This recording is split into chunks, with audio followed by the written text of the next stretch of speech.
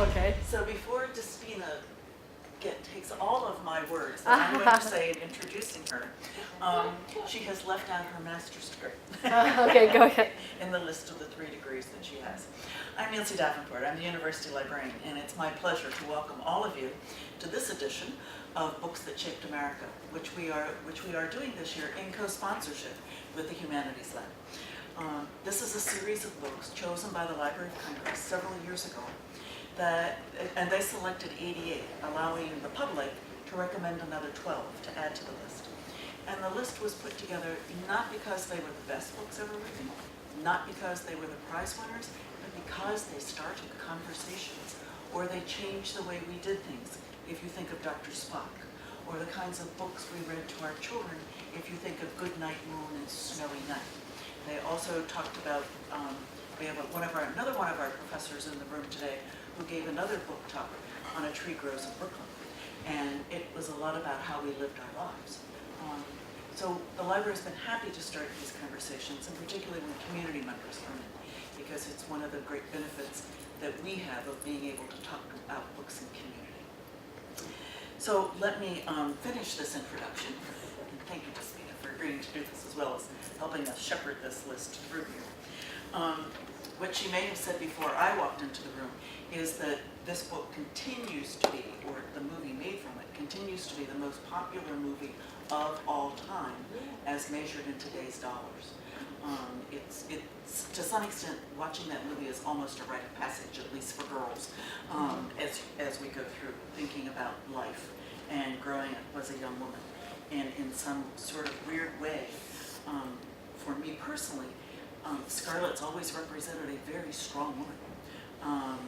Clearly a woman who made her way in her time, but in her way, in the way that she made a life for herself and her family. To add to the rest of Despina's biography, she teaches interdisciplinary courses in literature and film, visual culture, and the history of technology and new media. Her interests include cultural studies, science fiction, apocalyptic narratives, not one of my favorites, but there are people who really love apocalyptic narratives, and the representation of race and gender in literature and film. And we've been having quite a conversation on this campus about race and gender this year, and the fact that we're able to talk about this through other media than are just personal experiences has really added quite richly to the conversation that's taking place on campus. She's published articles on robots and cyborgs, race and melodrama in action and disaster films, body transformation in technology and early film, the political role of the pinup during World War II, and the representation of the archive in postmodern fiction. Her latest book is entitled Anatomy of a Robot, Literature, Cinema, and the Cultural Work of Artificial People, published by Rutgers in 2014. Would you come to the podium and finish your conversation, start your conversation? Thank you so much. Thank you all for coming. So I know that this series is about having kind of open-ended conversations, and so I didn't prepare a very formal lecture. I just prepared more of some thoughts about how I approach this novel and the event that it is in American culture today, and how I evaluate a little bit some of the ways in which it has shaped America. So I'm trying to go with the kind of logic and the title of the series about books that shaped America. But it is also the kind of topic that is almost impossible to bring out between the film and the novel, between the film and the novel and the cultural and historical legacies of both in relation to the past, in relation to the Civil War, in relation to history of cinema. And so I will move between literature and film, and then hopefully at the end we'll have a conversation about how you have experienced both of them. So in a way, the book requires no introduction. This is the first cover, so I like to do the first edition. The book requires no introduction because it has been such a blockbuster event, both as a novel and also as a, come on in, as a film. It was incredibly successful when it first came out. It was immediately identified as a book that more than one producer wanted to create into a film. And it participates in a moment in American culture that is almost on the cusp of the old and the new. We have, in the 1930s, a great era of renovation, innovation, transformation, but also a lot of critical aspects of American culture. We are still in a very segregated world, and in a way, film as a cultural product transmits some of those challenges and some of those issues. So one of the things that is interesting to me about thinking about this book is to think about it as a novel of the 1930s. It has very little to do with the actual historical material of the Civil War and America in the 1840s, 1850s, 1860s. It's most, I would say, kind of poignant representation of what was going on in America at the time is about this kind of very tiny moment about immigration, about an Irish immigrant family, Scarlett's father, right? An Irish immigrant coming to the United States, settling in the South, and suddenly appropriating the moralities, the gestures, the lifestyles of the kind of landed aristocracy that we are used to imagining in the United States as unchanging and eternal. Right? So to imagine that actually what we're seeing with Scarlett O'Hara and her family is an immigration story is a very interesting transformation instead of what the novel does, which is it creates this ahistorical past in which plantations were always there, they were always static, they were always established, and also the way that that connects with the 1930s fantasy life in America, in which the past, that past, the Southern past, becomes a kind of an aristocratic fantasy life for an American environment that had been up to that point very proud never to have had aristocracies. So it's a very interesting thing that we see even today, where we have Americans getting very much in love with things like Downton Abbey, right? Americans being very interested in the notion of princesses. It's a country that doesn't have an aristocracy, and yet it has a lot of aristocratic fantasies. And sometimes I think that we have to identify these fantasies as locating themselves in that representation of the South that both Birth of a Nation and Gone with the Wind actually produce. I'm interested in the ahistoricity of the novel, and also its complete appropriation, its fantasy appropriation of whatever details from the South are most appealing or most manipulable, in a way that, for example, the contemporary correlative would be something like Quentin Tarantino creating a fantasy, a revenge fantasy about the Holocaust in Inglourious Basterds. It's like the past suddenly becomes a playground that can give rise to contemporary fantasies of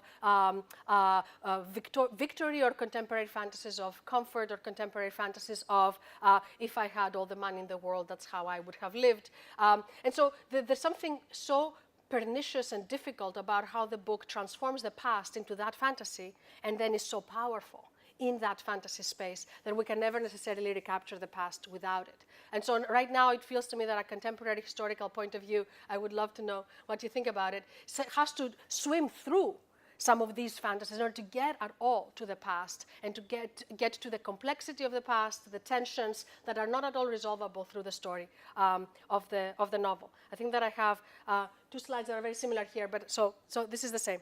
So I'm interested in thinking about the book in two contexts. In one, the context of the 1850s, 60s, 70s, 80s that actually it supposedly represents. And as with film, film is even more pernicious and more difficult to shake off than a novel, because the film gives us very real depictions of what life might have been like, what the colors would have been like, what the objects would have been like, what the clothes would have been like. And they allow, as a result, films allow an absolute projection into the past, where you can almost feel like you know what it might have felt like to walk around there, because you actually see real live people walking around in a setting that has been created as that mix of reality and fantasy.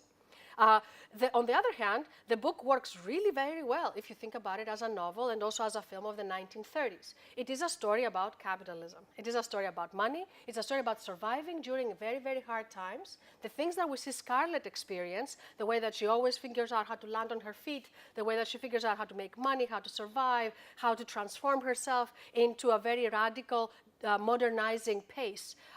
Those are very good stories for the 1930s. And in fact, we do have a lot of stories from the 30s that are about producing that. Not producing the "and they lived happily ever after" spectacle, but producing the spectacle of absolute resilience. The fact that life will hit you with uncontrollable stuff, and what you have is the spunk, the chutzpah, the ability to survive, the ability to thrive, the ability to use the circumstances. And so in a way, Scarlett O'Hara is a very 20th century heroine heroine, and I would say a very 30s heroine, somebody who is very sure of herself, very modern, somehow not subject to any of the fantasies and requirements of her position in society in the South at the time.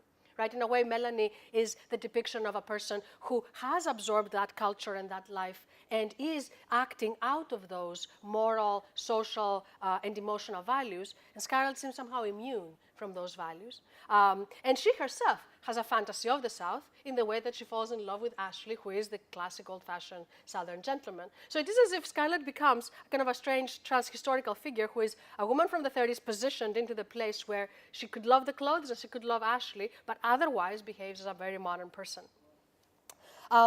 The other thing that I wanted to interject here is the way in which the movie plays really well with the melodramatic structure of a lot of films that we know even today, and a lot of novels that we know even today, or that we see over time.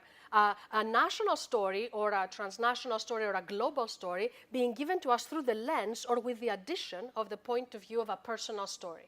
And that balance is very interesting in the book, which takes on, in the novel, which takes on this idea that it will do historical representation of the conditions of the South. A little bit differently in the movie, which allows us to see all of these amazing historical scenes, but it doesn't necessarily need to be accurate in the same way. And it also can transform them into much more modern debates and modern narrative structures. So it would be an interesting thing to think about what your attachment is to that book. If your attachment is towards the historical national story, if your attachment is through the personal story. I agree with Nancy that for a lot of women especially, Scarlett becomes such a powerful heroine that we start from the personal story, and then there are these long passages of battles and problems. You know, yeah, you know, there's all this stuff going on that just creates the challenges in which she has to act, right? The challenges that she has to face through time. So the idea of how the book participates in a constant reframing and a constant reinterpretation of slavery, of the Civil War, of the American past is, I think, a major question. In the United States, this is a question that has been posed many times, and it still continues to be posed now, very actively and with great urgency. But the book also is often given as a back-to-back with Birth of a Nation as a movie, a blockbuster film from 1915, which is itself based on a very recuperative story about the South as the location of an American authenticity that was violated by the War of Northern Aggression, Dixon's The Klansman. And so we have the positioning of slavery in this film and in this novel that we have to think about how we are connecting. Very recently, I don't know if you guys know, but there was a kind of a scandal in poetry circles when an American poet, Valerie Flame, decided to tweet Gone with the Wind over time, 140 characters at a time, and she basically tweeted the whole novel, or almost the whole novel, before there was an absolute outcry about whether that as an art project, her poetry art project, whether it was itself racist. The novel contains a lot of language that is incredibly hurtful, incredibly violent, and which we consider racist language and hateful language now. She did not edit these things out, but she was trying to present some idea of, in tweeting the book, 140 characters at a time, breaking in the middle of words, breaking in the middle of letters, right? You know, whatever 140 characters would do. For her, it was an interpretation of the novel. A lot of people did not find it an interpretation. They found it as a contemporary infection, again, of the contemporary public sphere by this language which we understand as being hurtful.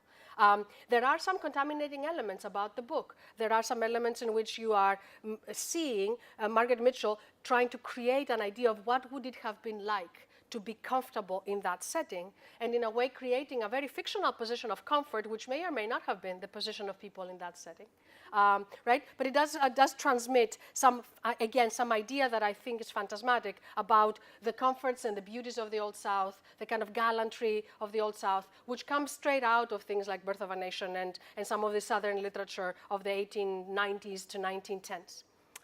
So in that aspect, it's a pretty old-fashioned book by the 30s. There is no reason to have this whole fantasy, whole cloth. So that's why I'm thinking about it as being both a book of the 30s and a book about the 30s in a way. The third element that I think is very important here is to think about the book and the movie and the fantasies they produce as fueled by the kind of Depression-era America circumstances. So, for example, I wanted to show you at least a couple of images of what other fantasies of that area are of comfort, glamour, the beautiful, amazing hand-beaded dresses that take 500 hours to bead by many of the Mexican-American embroidery workers that were imported from Mexico to be a guild to make these Hollywood spectacles of amazing clothes. How many carpenters it takes to create these kinds of sets. How many movies can hire hundreds of dancers and hundreds of extras. All of that is only possible when labor costs are very low. So all the fantasies that we see of casts of thousands, right, of 1,000 people working in the Gone with the Wind MGM backlot to create the spectacle of burning Atlanta. They are only possible, the spectacles of glamour and absolute comfort and absolute affluence are only possible when labor costs are so low. Does that make sense? It's actually only during the Depression that you can make this kind of fantasy of escape and of a kind of irrelevance from context. In Busby Berkeley musicals, the irrelevance from context is also because the sets are often so modernist and so unbelievable. You can see another set here, and they create a kind of an Art Deco mise-en-scène that is about exaggerated spaces that have exaggerated luxuries. But these aren't that different from what you see in Tara, right? You see exaggerated spaces that have exaggerated luxuries, that have this kind of textural representation of wealth. The velvets, the brocades, the crystals, the silver, the glowing chandeliers, right? And so that is, in a way, participating in something that runs throughout the 30s in American culture as a way to imagine fantasizing about spaces that have no time and no restrictions. And so the American South, the plantation, becomes another one of those spaces for me. So this is a critical way to think about what that fantasy does. It is a fantasy that is very, very powerful exactly at the time of stress or at a time of challenge. Just for some context, the American film industry had a very, very major hit in the 30s. Tickets cost 30 cents in 29 and only 20 cents in 1933. And as a result, the industry revenues fell amazingly. This is another reason why, adjusted for inflation, Gone with the Wind still has sold the most tickets, because it has made about $2 billion, I think, in contemporary money out of 30-cent tickets. People saw it more than once. People went to the theater, right? Does that make sense? It's enormous amounts of money. If you compare with contemporary movies, some of the films that make that kind of money are shown in 3D or in large formats that are much more expensive, so the ticket is $20 or $25, right, in comparison. And still, the movies were one of the major educational and entertainment formats for people at the time, and so more than 80 million Americans, 60 to 80 million Americans went to the movies every week. So it is still a major, major industry, even though it has this unbelievable crisis. A second thing that you need to know here is interesting in terms of the film's use of color. Gone with the Wind is one of the first films that uses Technicolor, and the transition to color film took a lot longer than it should have had, because a lot of the film industry had spent the late 20s transitioning into sound. And sound needed a lot more equipment. It needed retooling the theaters. It needed retooling the studios. It was a major investment of time and a lot of money. And then the crash happened, and the industry tanked. And so the transition into color became something that was a lot longer, that took a lot more time than it should have had, because actually for color film, you don't have to change the projectors in the movie theater. You can project a film in color as well as a film in black and white with the same equipment in the theater. So it didn't actually need that much equipment change as sound had. The film itself was a production by Selznick, who is an independent producer at the time. He is legendary both for being very dedicated to the art of film, but also for being very bossy and very opinionated and really very tough. And he also creates his own plantation fantasy of his own movie studio, exactly styled as if it is a plantation. And this image was in all of the Selznick films, even films that have nothing to do with the South. Right? That's the image of Culver City Studios. That's the kind of establishment that they want to create. So it's wonderful, right? Scarlett is this upstart, second-generation immigrant in the United States who basically both behaves as a Southern belle and also is clueless about what that requires emotionally, right? She is an entrepreneur much more than she is a Southern woman of her class and age. And Selznick is also an upstart who is basically kind of elbowing his way into the studio system. He doesn't have the money for the movies that he wants to produce, and so he kind of borrows both the stars and the studio lots. At the time, he's married to Louis Mayer's daughter, Irene, and so Mayer becomes somebody who funds MGM, fund the making of the film. Another way in which the film actually has this strange foot, both on the present and on the past, is in their presentation of the African American characters in it. In a way, it is both a retrogressive representation and also a sign of the changing things in Hollywood at the time. Hattie McDaniel famously said that when she was criticized for her performance of Mammy, which is paramount, right, as what solidifies this character for modern audiences, she said, "I'd rather play a maid for $700 a week than be a maid for $7 a week." And there are lots of folklore stories about the presence of this cast on the set and the way that people functioned together, or the way that they worked together. There is a very famous story about Butterfly McQueen, who plays Prissy in the scene that's almost exactly after this moment, where she says, "I don't know anything about birthing babies," right? Scarlett considers that Prissy, of course, would know, because every black woman would know how to help with a baby's birth. Like, why would that be the case? And Butterfly McQueen famously, and again, this is kind of folklore, but famously said, in the set, Scarlett's supposed to strike her, supposed to slap her. And she says, "If she actually slaps me, I'm not showing you anything on screen. I'm not going to have any expression at all. If you want me to act as if it hurt, then she can't slap me." So it's a very interesting thing. Like, these are both actresses that suddenly have both a great visibility as, again, retrogressive characters, and also have a certain amount of agency in the film and enact that agency as professionals and as actors. Hello. There's lots of seats up here, too, if you want. Both of them were recognized by the Academy Awards that year. Hattie McDaniels won the award for supporting actor, and it was the first such award given to an African American, and for the longest time, the only one given to an African American woman. A couple of other things about the film that I'm using in understanding how the film makes a particular story out of the novel. So Selznick is the producer, MGM is the people who give half the funding, most of the sets and equipment in order to film, and also lend some of the stars like Clark Gable. The film changed 3 directors. George Cukor was the director that was most immediately assigned to the film. He spent more than 2 years in pre-production. So it is actually a pity that we don't have him as a credited director, because he did a lot of the preparation, including the sets, the costumes, the organizing the characters, a lot of the casting. So Cukor, who is actually a director very confident with women's pictures, who is great at doing melodramas, and who is a master of black and white cinematography. And so some of the films that you see, like Gaslight, is a film with Ingrid Bergman that is all about creating this interior landscape. Cukor filmed for about 3 weeks, I think, in the actual film, and he did most of the scenes that you see between Melanie and Scarlett. So that's why those films seem to have like a women's picture kind of balance, where they seem to be talking very honestly to each other. They seem to have a kind of an energy of friendship or an energy of connection, because actually he knows what he's doing with these scenes. There's a lot of folklore about why he was removed from the film, and Victor Fleming came in. All these people are on the payroll, right? All these people are people that are working in the studio system. They are there, and so the studio heads or the producers can switch them. As you see, both Cukor and Fleming worked for Wizard of Oz on the off times, right? Who was pulled out of Wizard of Oz and who was put into it. The Wizard of Oz is the other film from 1939 that has very interesting color design. So those are the 2 very big color pictures of that year. And then Sam Wood was somebody who only worked for about 2 weeks, I think, when Victor Fleming was so exhausted that he had a collapse. But it is like between those 2, between Fleming and Cukor, you do see Fleming doing the spectacular scenes, the scenes that are related to the war context, the scenes that are related to the burning of Atlanta, a lot of the grand spectacular scenes of the movie, and Cukor doing the intimate scenes in which people have to really debate their emotions, they have to debate friendship, they have to debate their values. So the element that I wanted to show you a little bit about in terms of the film is the element of color, because it is new at the time and because it does have some such interesting things for us to look at. And I will see if I can turn off the light so that you can see a little bit of what we're talking about here.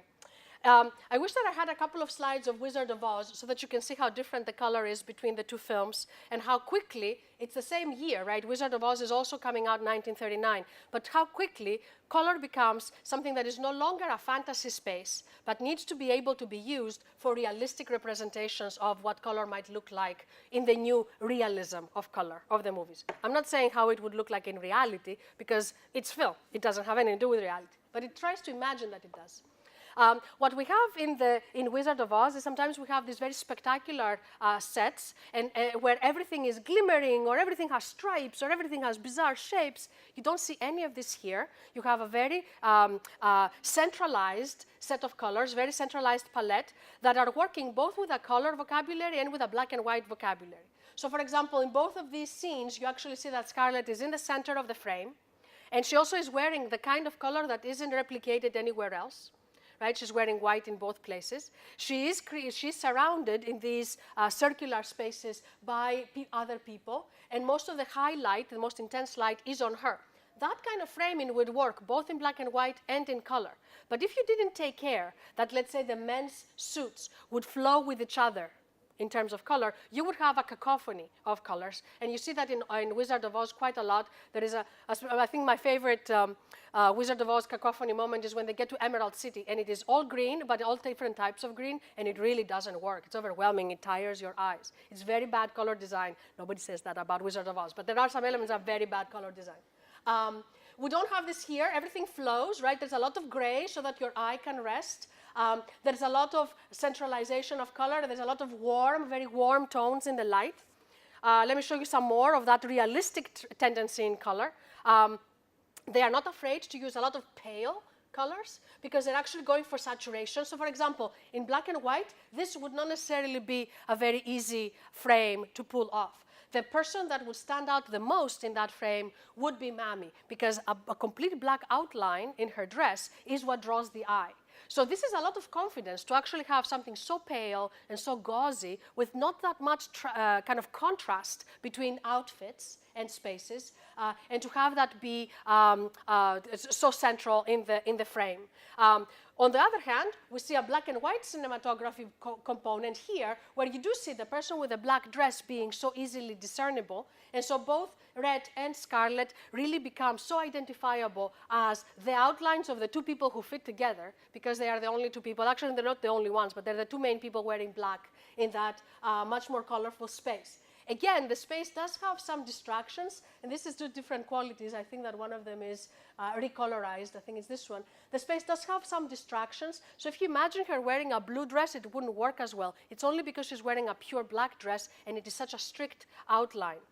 The whole concept of the black dress also has some kind of interesting intertextual relationship to another film of the era, Jezebel. And I have just a couple of scenes to show you from that, because I think that you need to have it in mind in order to see how Cukor and the women's film and the melodramas of the 30s are working in relation to Gone with the Wind.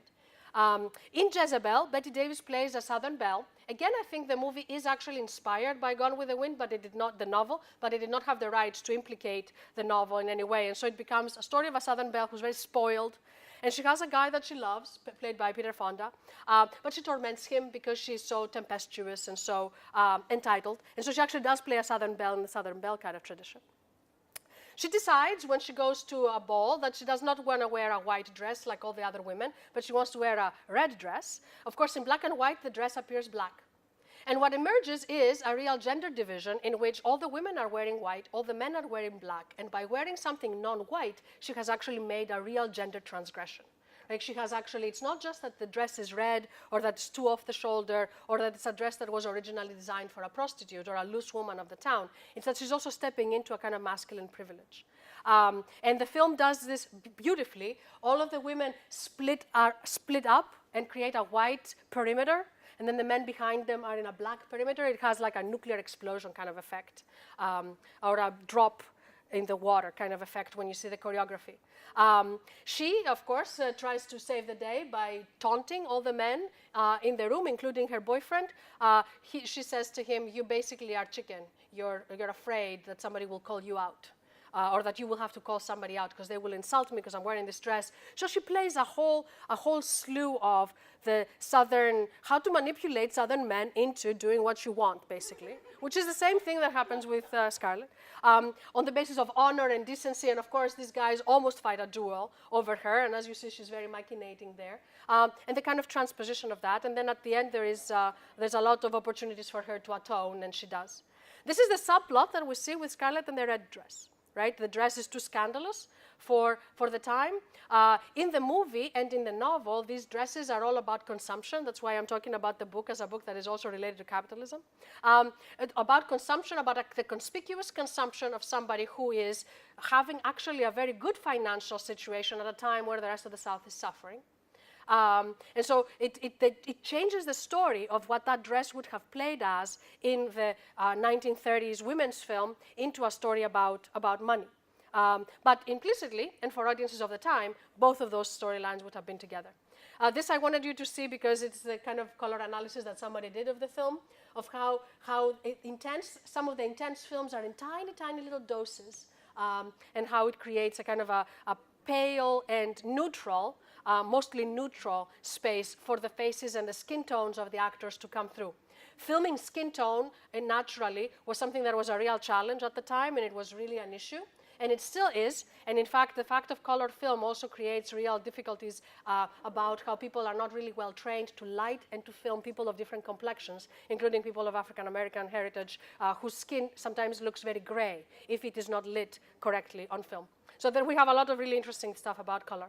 And then in addition to this realistic color, and black and white color, which tends to be highlighting contrast and highlighting color design, highlighting contrast. We also have another type of coloring in Gone with the Wind, which is kind of lurid. It's not my word. People have talked about it as a lurid type of color. You have these unbelievable sunsets, which is exactly the kind of show-off that people want to do when they film in color and when they want to film this kind of grand landscapes. And also you have a kind of expressionist color in which you actually see the characters more or less disconnected from their background in these frames that are purely about the expression of one emotion. You also have that towards the end of the film where Rhett Butler walks away in the mist. Right? And you actually, you lose him in the streets because the streets are so misty. So there are some ways in which the color plays all three roles. It is about expression, it is about realism, and it is about a type of cutout situation here where the characters are not in any realistic place at all, but they are essential. They are their own essential gestures or their own most ultimate personalities in this encounter. I don't want to talk much more about the film. I wanted to open this up for questions in relation to the movie, and actually I'm going to leave the one slide up that had all of my questions, which is this one, so that we can see how you guys feel about the film. So what do you think about the categories that I put together? When you read this book, do you read it as a book of the 30s? When I say this is a book of the 30s, does that make sense to you, or does it feel far-fetched? I've always thought of it as a book of Romance. Yeah. Okay, tell us more. Sure, I can't remember so much of it. Yeah, I mean, if you take that into consideration, then it plays into women's literature as a type of prototypical romance. But what is the history then doing? If it is a romance, it could be anywhere, right? It could be any time. So what is the history doing if we focus on the romantic aspect of the book? Go ahead.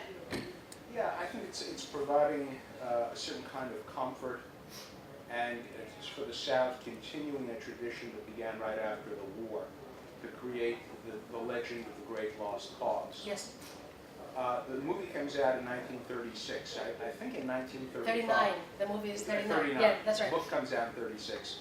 I think in 1935 there was a reunion of Union and Confederate veterans here in Washington, D.C. In fact, it's the opening scene of Ken Burns' multi-part documentary. And so here are men who fought in the Civil War, who lived in the time of Lincoln, and they're walking the streets of Washington in the time of Roosevelt and during the Greatest Depression, having fought in the greatest war in American history. More casualties than all American wars combined up until that point. And so it's at one and the same time a film that's about the 30s and the suffering of the 30s. It's about the creating of a legend that kept the South alive, and it's echoing a reality that's still going on. And these guys are still alive. It's not ancient history. It's something that was within the living memories of many people. Yeah. including people who had been, as children or infants, enslaved. Yeah.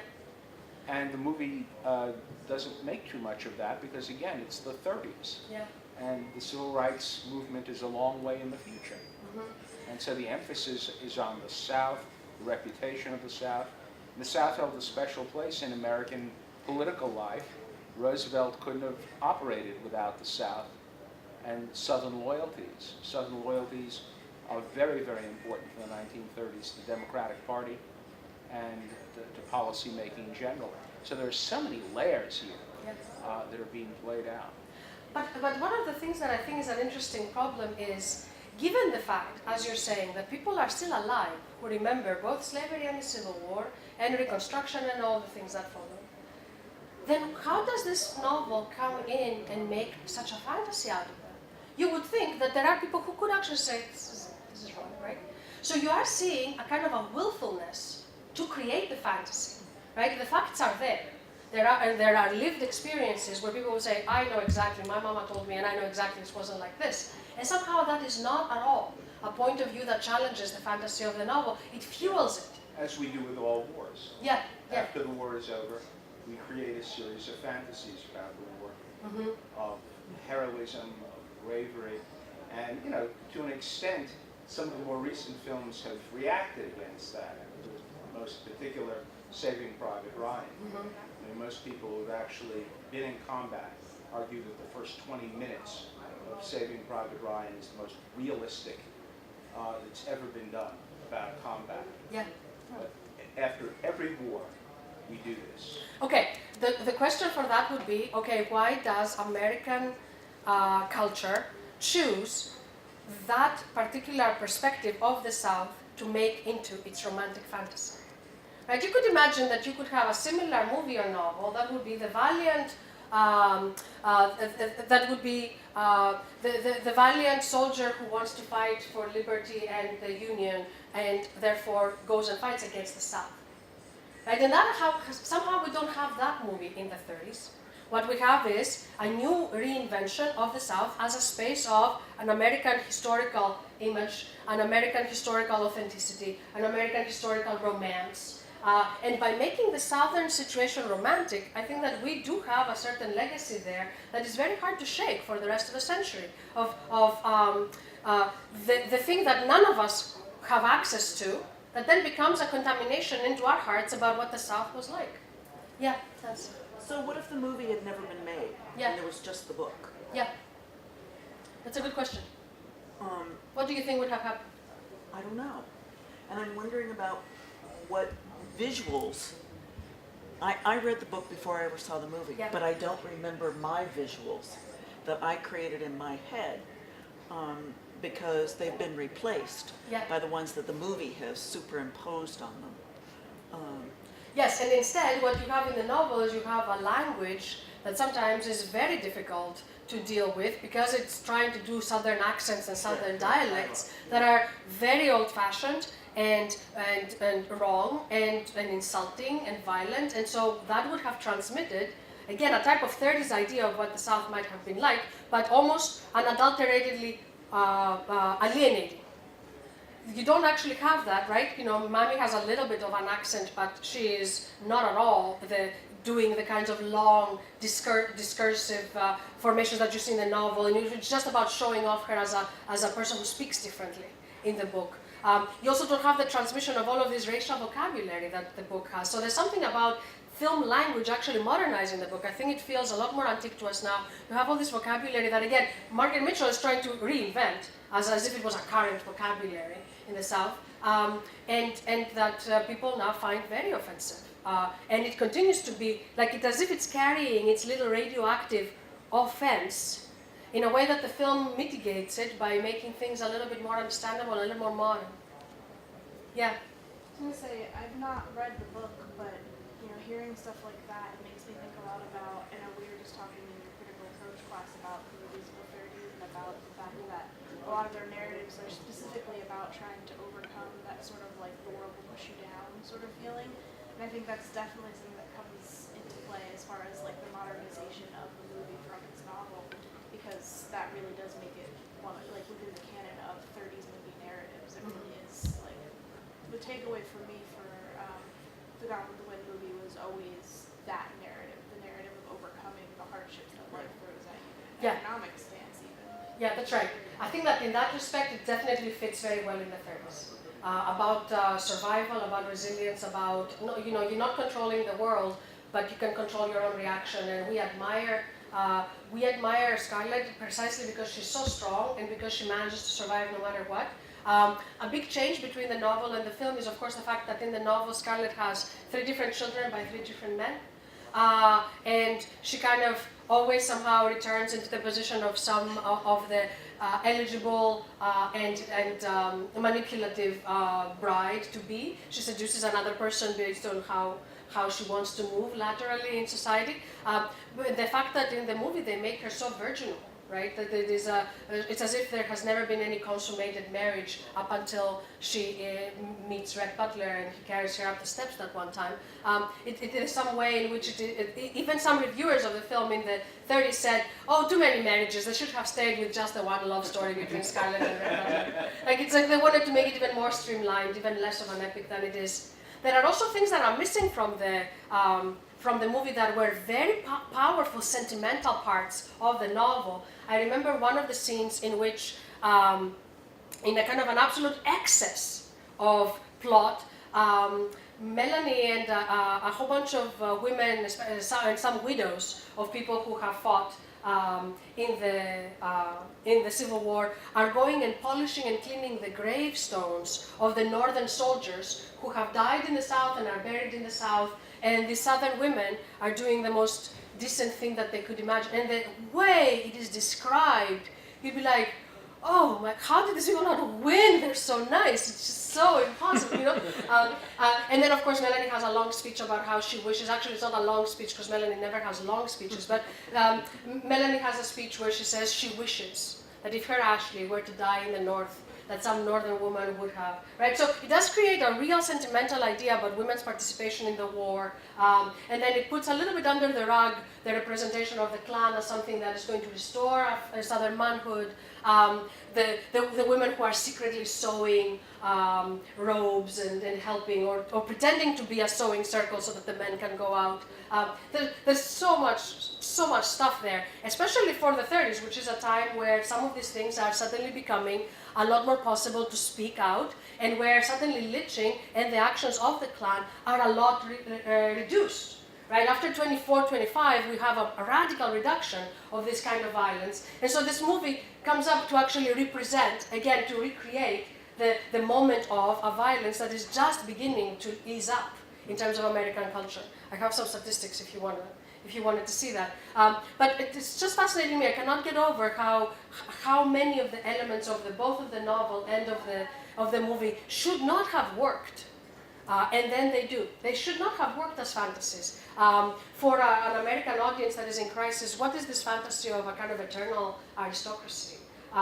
For a moment of absolute globalization, what is the fantasy of this reconnecting to the South as the place of American authenticity? Why is the South a place of authenticity? I think that it is, there's something really problematic, and I think that it is still radioactive in contemporary culture. We still have a lot of leftover elements of that. We see them in our political discourse, we see it in our movies. But the same thing was going on in Germany. Yeah. Culturally, exactly the same thing in the 30s, a yearning for an earlier period of glory, of national wholeness and continuity. It doesn't surprise me because during the 30s, people escaped into the luxury. Yeah. You went into a theater, you could become part of a world that was so much materially better than what you were in, that it was like 2.5 hours of a vacation from your life. You see Astaire movies, yes, of do course. the same thing. Yeah, yeah. Just walking around in a top hat and tails. I mean, it makes a certain sense. Yeah, I agree. I think this is why, for me, it feels like those two spectacles are connected. The escapism into the kind of Art Deco interiors and kind of modern going to the Ritz kind of life versus the escape into the South. But that's why I'm connecting them, because if one of them is an escape into luxury and into some kind of capitalist dream of pure consumption, the other one is too. Absolutely. Yeah. Can you speak about Margaret Mitchell and and how that, whether she played a part in its popularity? Had she written other things? And did she have a particular historical background? I don't think she had that much historical background. I think that she must have done some research, but I don't think that the book is very well researched in that respect. It feels to me that the book is actually a great kind of absorption and reinterpretation of other books and of elements from, let's say, Uncle Tom's Cabin, elements from other literary texts that would have happened. I think that her biggest invention, her best invention, is actually Scarlet. It is the invention of a character that is thoroughly modern. The book was very, very quickly very strong in terms of sales, and the movie blew it out of proportion in terms of its appeal. I don't think that it was required reading in the same way that Nancy was saying it becomes a kind of a rite of passage in the 30s. You have to remember that that's also the era of people like Dorothy Parker and the kind of witty young woman who is so thoroughly modern that she would never be involved in the sentimental vocabulary. So again, we're looking at the great kind of dynamic mystery of popular culture where the thoroughly modern woman has this kind of like the secret fantasy of the of some other kind of life, or of the much more old-fashioned gender roles, much more old-fashioned femininity, just enough modern aspects for that. I don't know that much about Margaret Mitchell myself. It's not something that I do in terms of my scholarship. Does anybody want to offer? No, I was just curious if Yeah. she was a popular author to begin with. No, I don't think so. And I think that this is her main book and her main kind of production. I don't think that she had that much success before or after. In a way, in her life, she becomes a very different modern example. She becomes a type of she becomes a type of the housewife who's writing at the coffee shop, and somehow it becomes a big success.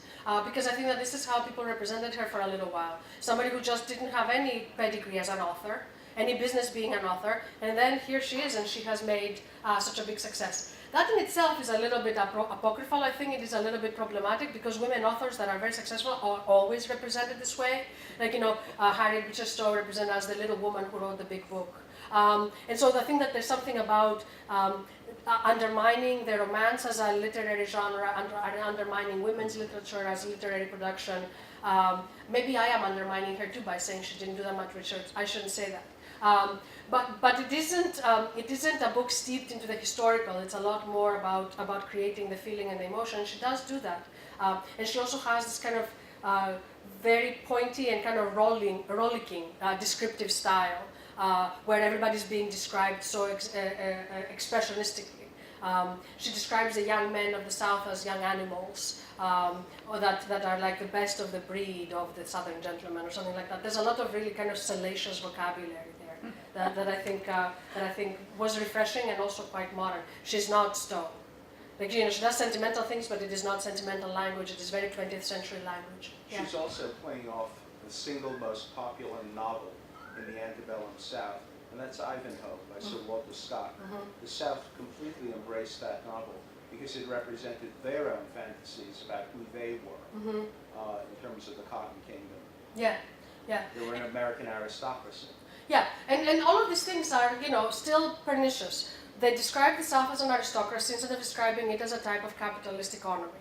They describe the plantation as a patriarchal institution that's patronizing and giving, and everybody a member of the family, instead of describing it as a labor agreement that is actually, abusing the laborers. The southern plantation is a very interesting, and the plantation in general, like plantation agriculture, is a very capitalist enterprise. You import labor in order to create a specialized crop that then you export to other foreign markets. That's what happens with sugar. That's what happens with cotton. That's what happens in the West Indies. That's what happens in the Bahamas. That's what happens in Jamaica. That's what happens in the United States. So it is not at all the kind of like, oh, let's grow the vegetables we're all eating. It is nothing at all like that, right? It is, and especially in terms of Southern American plantations, one of the things that people have discovered in contemporary historical vocabulary and research is just how organized they were, how much of an engine the plantation was, with quotas for productivity. We see some scenes like that in 12 Years a Slave, which actually does do a lot of historical research, where some of the most experienced, let's say, field workers would row, would just, I don't know, harvest a row, and somebody would be timing it, maybe not a wristwatch, maybe somebody would be timing it, and then that becomes the quota target for the rest of the production of the day, where people's productivity is measured. And again, these are historical things that we don't see at all in Gone with the Wind, and we do see them in 12 Years a Slave, because we are actually in a much more historically demanding time, I think. But the idea that they would have a system, for example, plantations routinely had a system of bells and sounds that would signal times for breaks, or times for switching gears, or times for switching shifts and things like that. It is a factor, it just doesn't look it. And so we constantly mistake that era as an era of agrarian, aristocratic luxury, and by the 1860s, by the 1850s, Southern slave owners themselves start talking about how they feel so chained by and so enslaved by all of this adherence to productivity and money and capital, and for a small home where I could just indulge my love in agriculture. Like, they think that they are slaves to the timetable, that they have become too involved into the capitalist enterprise. You can also do the argument the other way around. You can say the idea of American slavery being something that benefits the South and creates aristocratic visions also hides the fact that so many people everywhere are benefiting from it, including northern institutions, including banks, shipping industries. Red Butler becomes one of those transitional figures in the book, because he actually does profit all around by fighting some kind of blockade. But you can also imagine him as being the only person who represents that other people are making money. You don't have any indictment of Bostonian banks that are making quite a lot of money out of the insurance policies for transporting goods and people across the ocean, that are participating in the import and export fees. When you're looking at something as central, as important to the United States as slavery, nobody's immune. And I think that on the one hand, you create absolute fantasy of that's where it is, and you glorify it and beautify it in the movie. And on the other hand, you actually leave a lot of things out that should be coming in terms of creating accountability and restoring the historical circumstances.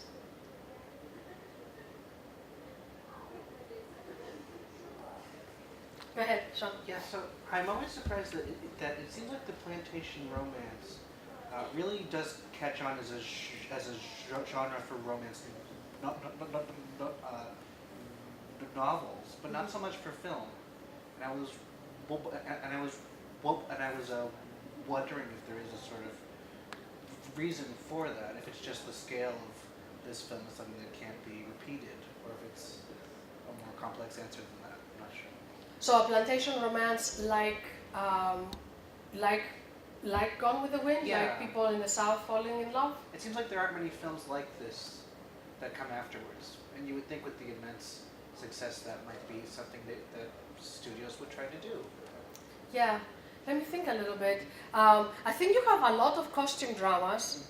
I think that very often, except for Jezebel, which comes just a year before, they're not necessarily in the South. There's a lot of costume dramas, and they place themselves in a little bit more, other environments or other countries. And so the idea of replicating the condition, if you think about it, that would be another way to think about Gone with the Wind. It is a novel or a movie that could be happening anywhere in France. Because you don't really show that many historical conditions that are purely American, and then it is transported into the American South. You had a comment? Yeah, I was just thinking it's interesting to consider that question, because in a modern context, I would say that it could be because it's easier to get away with those kind of depictions in books, because there's so many more books than there are movies. It's easier to have things slip under the radar of critical viewership than it is for film, I guess. But that really wasn't. I feel like it's not as much of a argument you can use from the time when Gone with the Wind came out. So it is actually an interesting question to consider. Why didn't they try to recreate the success of it, especially since it made so much money? Yeah, that's an interesting question. I'll have to think about it. there is another interesting tendency that happens later in reinterpreting the South in a very different way, which is something that you see in something like Anne Rice and Interview with a Vampire, which creates a kind of a Southern Gothic that includes slavery as a real institution and basically allegorizes slavery as a devouring institution and creating a vampire who is preying on everyone, including preying on slaves. So there are more recent reappropriations, but I don't know why the romance doesn't happen. Showboat, to an extent. Yeah, Showboat, but that's earlier. Yeah, and there's a remake that's in the 50s, but and then Showboat is also about passing in a way. Yeah. I was born in that period when that book was written, and I hadn't read it. I had seen the movie when I was, 10 or 11 or something. But when I read it this last weekend, and I spent 20 hours sitting Oh, there, Valiant, you. I got the sense that it was a feminist book. Yeah. That this was a woman who really was going against all the morals and all the customs and traditions of the society. And I didn't think that it was romantic at all. I thought her relationships, her first 2 marriages, were just of convenience. Yeah. And even the third one, throughout it, only at a certain point, near the end of the book, as it turned out that he loved her, and you really wonder about that, because everything and that she loved him, although she wouldn't acknowledge that. So maybe I'm just looking at it from 2016 eyes, but I don't know if I had read that when I was much younger, and maybe I would have thought of it as a romance, but I didn't at all. Mhm. She defied all romantic notions. Yeah, I think that I agree with you. I think that the movie is much more romantic because the movie presents Red and Scarlet as people who are destined to be together because they're so alike. And in the book, it isn't necessarily so easy to see that, and it is not representing it that way. And it is representing her as somebody who is rolling with the punches and figuring out what she wants to do next and making her business. And Red Butler is some other presence that is not at all relevant to what she has to do. I think that by centralizing around their romance, I think that the movie makes it much more romantic and much more suspicious in that respect. But yeah, I agree with you. I think this is why so many people were very influenced by the book, and that why it has such a powerful presence as a book for women, because it is actually showing somebody who is unstoppable somehow, and that's why I'm calling her also a very modern heroine. I mean, I think she doesn't ever seem to have the limits that a woman of her upbringing might have had. Yes. Yeah. But she did. It was amazing. Yeah, yeah. Driving around and going into, forests, going into places a woman would never, of that class would never. That's right, but this is why, I mean, I think that it works really well if you think of her as an immigrant. She's like, I don't know what y'all doing, but I'm in America and I don't care, my Irish grandmother isn't here to tell me no, so, right, so it works really well if you think about her as somebody who's not actually conforming at all.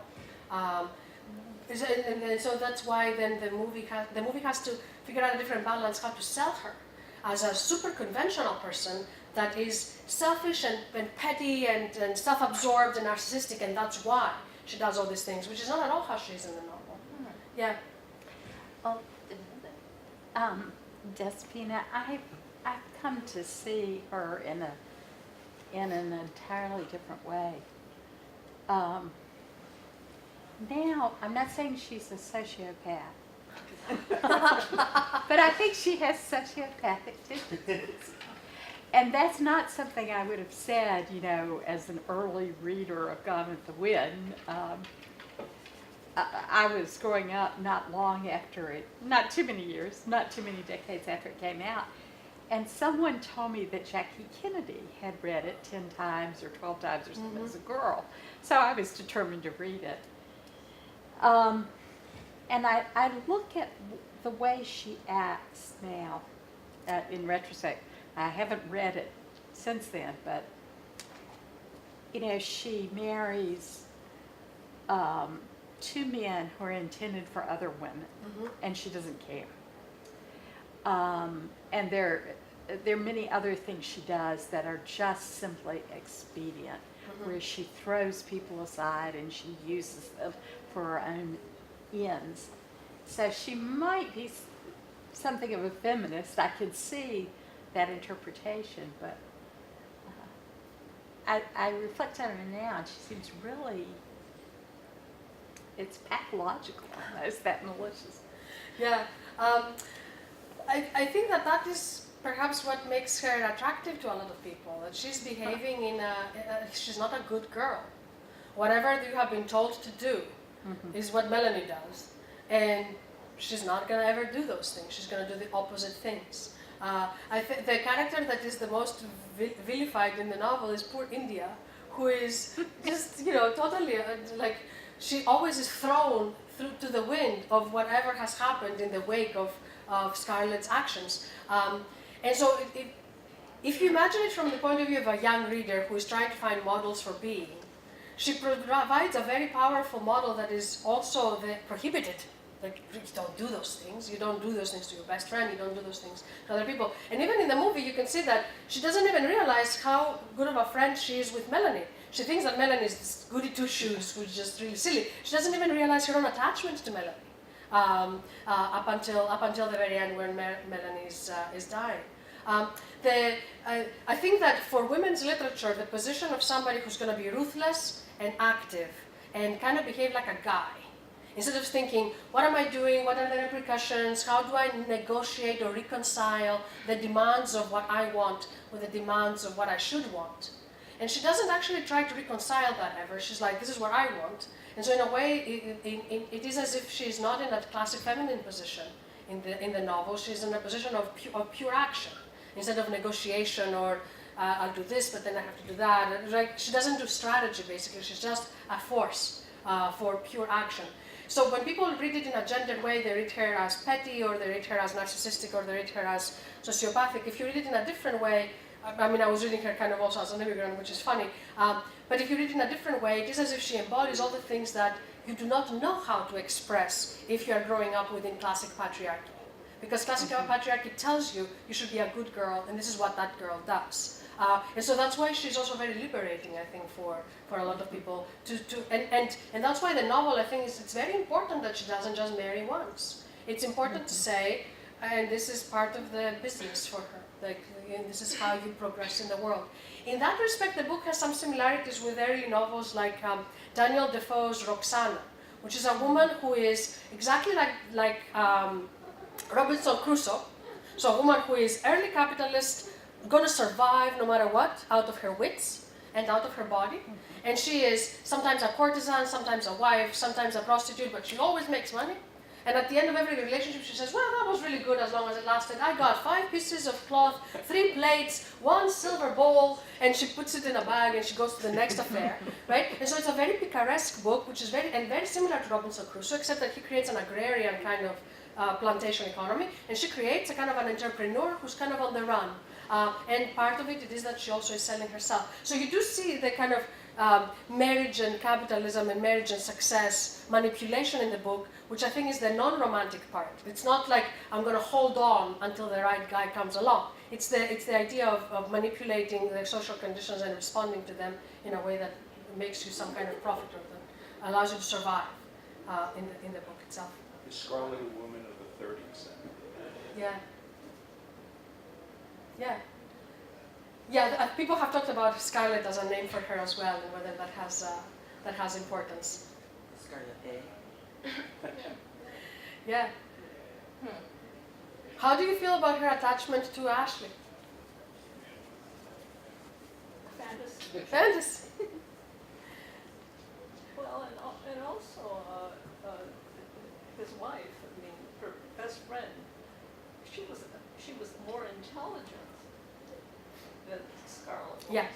Yeah. And more sensitive, and knew how to manage things in her own way, becoming the chairman of everything and being asked to do everything. And so she wasn't just sort of a sweet, lovely lady. Yeah. And I wondered about that close, why they were so different. How could Scarlett have really loved her then? Yeah, yeah, that's good. That's why I think it is important to think about them as both two versions of femininity, but also two versions that are given their own pretty much respectful possibilities there. I mean, I think that Melanie absorbs a lot of the sense of entitlement and class-related privilege of her circumstances, and she is admirable in delivering them well. So she does behave more as the model of a Southern lady and what she should be doing. The book doesn't indict her for that. The book doesn't make her into, and therefore you are the agent of this corrupt ideology. The book never actually puts one more step into that. It is as if she is enacting all the propriety and all the positive aspects of that ideological position without any of the negative ones. I find that interesting because what TV is doing today is showing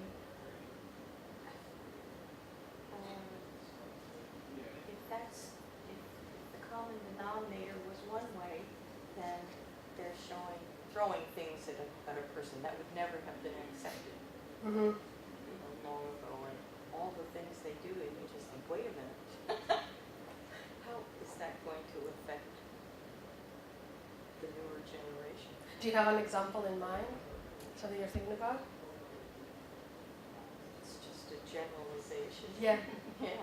Yeah, I don't know if you guys have seen, there's this great film adaptation of The Age of Innocence, where we are in the 1880s, I think, in the United States, very upper class. This man who is about to be married to this young woman suddenly falls in love for another woman who is divorced, or somehow scandalous in this other way. And somehow you see there the operations of a type of ideological position where the whole social context conspires very fluidly and very easily to separate them without anybody knowing what happened. It's like they invite them both to the party. There's never a notice that something is being machinated, that something is being manipulated. But somehow it becomes completely impossible for them to see each other because the social context works so perfectly as a context for we know what's proper, and of course this is not going to happen. And this man thinks that he's acting out of his own desires, but it is impossible for him to be together with this other woman because it is just not done. That's the thing that we don't see in either the novel or the movie. We do not see the operations of a system that would have these kinds of moves. We see a lot of individuals acting. We see Melanie as an individual. We see the men as individuals. We do not see the way in which a social context conspires or a social context manipulates conditions. And so there's something there that I think that's one of the things that is the kind of individualistic reading of the agent and action and self in the 30s, rather than what, let's say, an Edith Wharton would have done with how class works. I think that Mitchell has a fantasies of class, but she's not describing class-based action where a whole bunch of people would know exactly how to do this, because that's how you preserve social circumstances and social conditions. But that's shattered by the war. I read in my class a letter written by a reporter who came across young ladies who were working in stores behind counters. Mm-hmm. And I love the last line of the piece. It says something, and they hold jobs without loss of caste. Mm-hmm. That's right, yeah. Because it was an economic necessity. Yeah. And in that case, the loss of caste would have been something like marrying a profiteer, like what Scarlett is doing. They are wearing a red dress where nobody else has any money. Yeah. Or Rose Riveter not wanting to go home again. That's Mm-hmm. Yeah, I mean, that's right. women stayed in the workforce after World War II. Yeah. So I wonder how, I've never thought about this as a book of the 1930s. Mm-hmm. I thought about it as a book that was written in the 1930s, but about a much earlier period. I thought about it because I read it as a novel. Yeah. So I'm intrigued to take that. Have you read anything by Diane Gabaldon? The Outlander series? Oh, yes. Okay. But very long, yeah, very little. But so it's written in the last 10 years, and it's the story of a woman who is married to a British World War II veteran. He is convalescing after the war. they're in Scotland, she goes for a walk, and she ends up 200 years earlier. And the time travel continues. She and her daughter can time travel back and forth and all this. Yeah. So it's the why. I mean, if this book written in the 30s was to help us learn something about the 1850s, why is this book being written? In women's romances and women's literature, sometimes the time travel to another time facilitates a kind of a more critical understanding of patriarchy that is not possible to do in the present. So in the present, we have this idea that we are emancipated, we have this idea that we are powerful, we have this idea that we are acting out of personal agency, and it's very difficult to then put into words where patriarchy is and what it does to us. Get transported 500 years ago and you would know where patriarchy is, Yeah, because it you're would be, right. these guys are brutes, my mother is selling me to the highest bidder, I'm not allowed to marry, I'm not allowed to have a job, I'm not allowed to smoke, I'm not allowed to to learn how to read, and be like, there it is, this is patriarchal oppression. And so sometimes there are these kind of fantasies of an almost sadomasochistic nature in women's literature that are not about wanting to be submitted to these conditions, but it's about kind of restaging the troubles of patriarchy in a place where they become a lot more visible.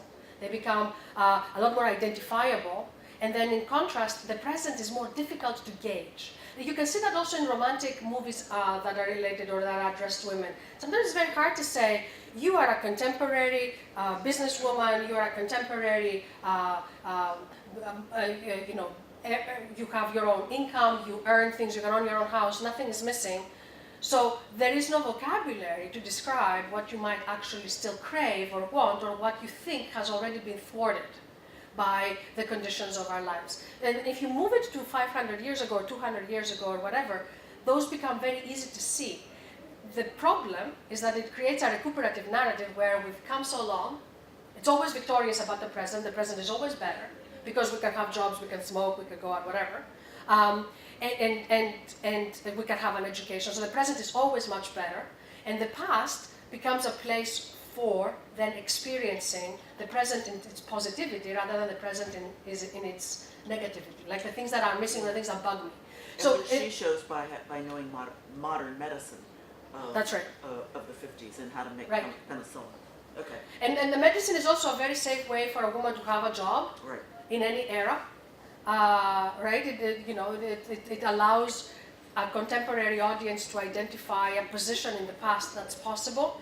A similar thing happens in different types of movies with prostitution. Like there would be a woman who would have cultural access because she would be able to go to these important salons and she would be able to go to the world of men. There is a counterpoint in that she has to actually be sexually available to men, but it is a much more agency-full position than the girl who has to be at the convent until 19 and then she has to be married off to someone, which is impossible for contemporary women to understand as an agency position. Yeah. Thank you so much. Yeah. Oh, Bye. I was going to ask you about Ashley Wilkes, Yeah. since you brought him up. He's different from all the other men around. So is Rhett, but Ashley particularly. I think he's Northern educated. He knows immediately that it's a lost cause on the day of the opening barbecue. All the other young men are whooping and hollering and gung-ho to go up and beat the Yankees in a day. And he knows that it's not going to turn out well. Yeah. And seems to have insight into Scarlett too, that she doesn't have into herself. Yeah, I think that they make him into a very romantic hero because of that, right? He's not just the person who is deluded into the ideological position of compliance, where it's like, yeah, South is great, we're gonna win. He is the person who knows they're not gonna win and therefore only fights for the principle. So it's extremely romantic. It's extremely romanticized. It's like, it's the man who is afraid who goes to war. That's bravery. The man who doesn't know anything, or the man who's high, who doesn't know they're being shot at, that isn't bravery, that is just cluelessness. So I think that they represent him as a very complex character because of that. Also, it has this kind of melancholy aura that I think is very attractive in romance vocabularies in general, very emo. If you wanted to put it in that And I guess Rhett knows the outcome too, but he's much more sardonic and cynical in Yeah. his presentation. Yeah, That's it is. interesting. Join me in thanking Despina. Thank you very much for coming. And if you would like to come back to the next in our series, which will be completely different, it is a snowy day, which will be on April the 5th. And this will be led by one of our education librarians who also teaches in the School of Education, because it's a children's book. And so parents